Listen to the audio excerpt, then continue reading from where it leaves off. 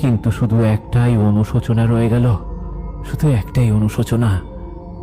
এই ইছাপুর গ্রামের সবাই আমাকে এই শেষ বেলায় ভুল বুঝলো তাদের প্রিয় হেমেন্দ্রকে।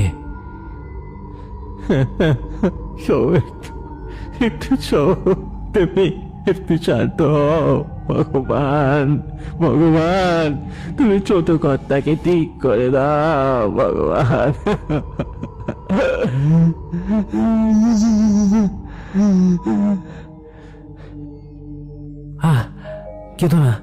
কেঁদো না জেঠু।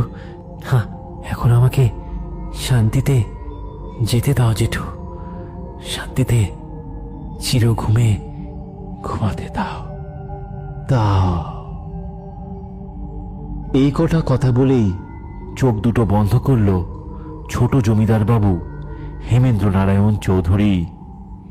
ইছাপুরের জমিদার বংশের শেষ প্রদীপ নিভে গেল অকালেই।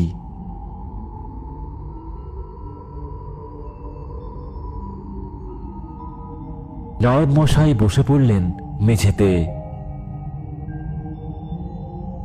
কিন্তু গ্রামের একটা লোকও এলো না তাদের প্রিয় জমিদার মশাইয়ের ছেলেকে শেষ দেখা দেখতে। সবাই কেবল দূর থেকে উকি ঝুঁকি দিল।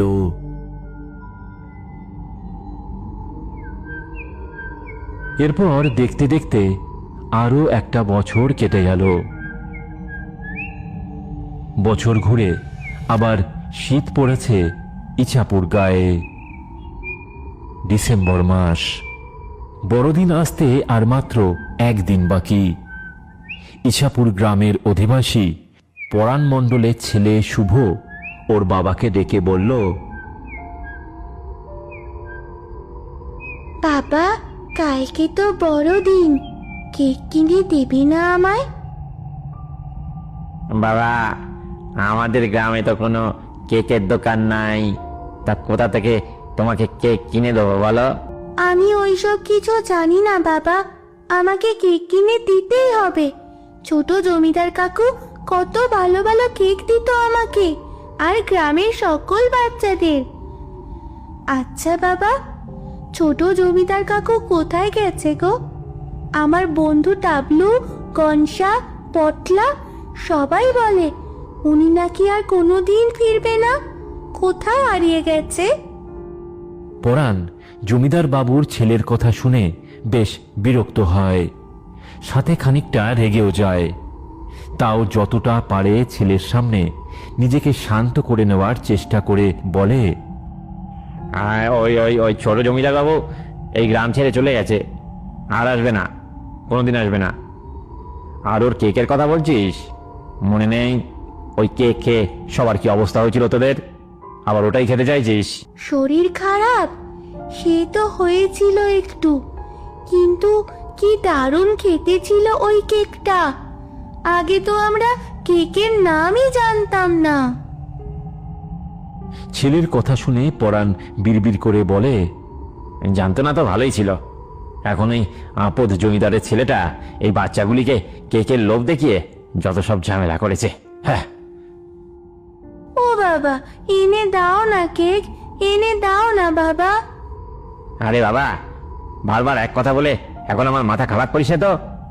শীত পড়েছে, মোয়া এনে দেবো কেন, ওটাই খাবি। আর কেক তো বিদেশের লোকেরা খায়, আমরা বড়দিনে খাই মোয়া। আর তাই বা কেন, বড়দিন কি আমাদের? ওরা তো বিদেশিদের। কেন বাবা, আমাদের স্কুলের মাস্টার মশাই বলেছেন বড়দিন সকলের জন্য। তাহলে এই মাস্টারের কাছে গিয়ে এই কেক খেতে চাস? হ্যাঁ, কেক খাবে যত সব। হ্যাঁ, না, আমার কেক চাই, আমাকে কেক এনে দাও বাবা, আমাকে এনে দাও কেক।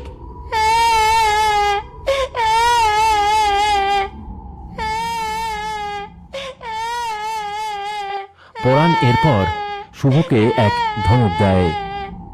এই বেটা চুপ কর, আমি মরছি আমার জ্বালাতে, আর আর এখানে হাত পা সরিয়ে এক কথা বলে চলেছে, কেক দাও কেক দাও।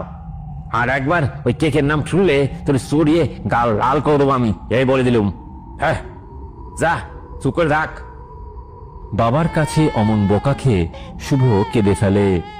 কিন্তু সেই রাতে কান্নার আওয়াজ শুধুমাত্র একজন পরাণ মণ্ডলের বাড়ি থেকেই নয়, ইছাপুর গ্রামের আরো অনেক ঘর থেকেই ভেসে আসতে থাকে।